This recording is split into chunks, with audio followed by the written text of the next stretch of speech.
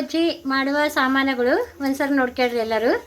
ಇದು 1 ಕಪ್ ಮೈದಾ, ಆಮೇಲೆ ರುಚಿಗೆ ತಕ್ಕಷ್ಟು ಉಪ್ಪು, 1 ಸ್ಪೂನ್ ಸಕ್ಕರೆ, 1 ಬಟ್ಲ ಮೊಸರು, ಸ್ವಲ್ಪ ಸೋಡಾ, ಸ್ವಲ್ಪ ಕೊತ್ತಂಬರಿ, ಸ್ವಲ್ಪ ಹಸಿಮೆಣಸಿನಕಾಯಿ.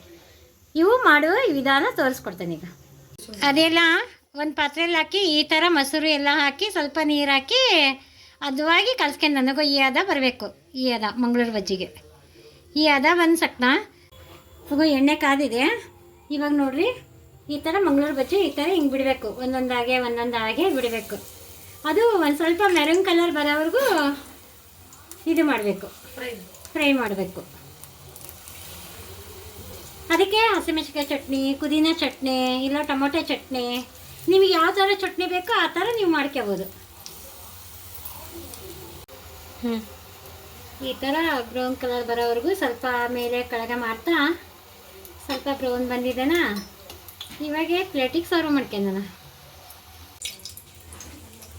ನೋಡಿರಿ, ಈ ಥರ ಕಾಲಿಸ್ಕೊಂಡು ಈ ಥರ ಎಣ್ಣೆ ಒಳಗೆ ಒಂದೊಂದಾಗೆ ಬಿಡಬೇಕು. ಮೆರೂನ್ ಕಲರ್ ಬರೋವರೆಗೂ ಫ್ರೈ ಮಾಡಬೇಕು. ಮಂಗಳೂರು ಬಜ್ಜಿ ರೆಡಿ ಆಗುತ್ತೆ.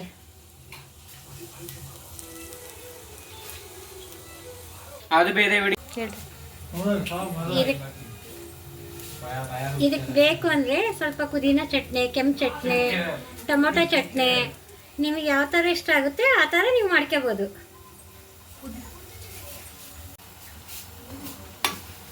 ನೋಡಿರಿ, ಈ ಥರ ಮೆರೂನ್ ಕಲರ್ ಆಗಬೇಕು. ಇವಾಗ ಆಯಿತಾ, ಇವಾಗ ತಗೊಂಬಿಡೋಣ.